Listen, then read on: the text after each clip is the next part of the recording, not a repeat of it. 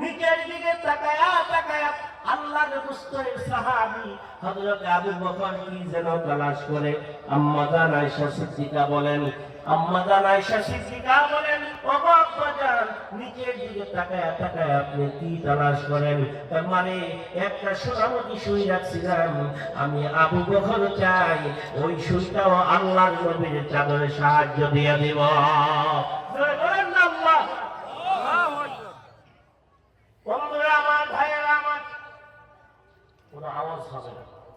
বন্ধুরা আমার, ভাইয়েরা আমার, খেয়াল করেন হযরত আবু বকর সিদ্দিক রাদিয়াল্লাহু তাআলা সমস্ত দেশকে থালা বাসন বস্তার মধ্যে ভরে কাঁধে লইয়া আল্লাহ রাসূলের দরবারে রওনা দিয়েছেন। আল্লাহ রাসূলের চাদরের কর্নারে বস্তাখানা রেখে দিলেন।